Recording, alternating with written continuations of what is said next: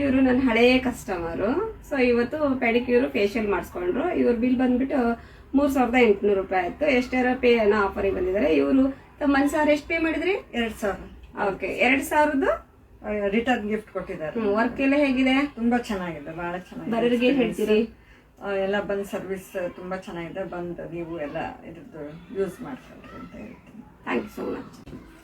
Hi friends, ನೋಡಿದ್ರಲ್ಲ ನೀವು ಈ ಆಫರ್ ಬಗ್ಗೆ. ಯಾರ್ಯಾರು ಈ ಆಫರ್ನ ಇನ್ನೂ ಯೂಸ್ ಮಾಡ್ಕೊಂಡಿಲ್ಲ, ನೀವು ಯೂಸ್ ಮಾಡ್ಕೊಳ್ರಿ. ನಿಮಗೋಸ್ಕರನೇ ಈ ಆಫರ್ನ ಇಟ್ಟಿರೋದು. ಬೇಗ ಬೇಗ ಬಂದು ತೇಜಿ ಬ್ಯೂಟಿ ಪಾರ್ಲರ್ಗೆ ಈ ಆಫರ್ನ ಯೂಸ್ ಮಾಡ್ಕೊಳ್ಳಿ.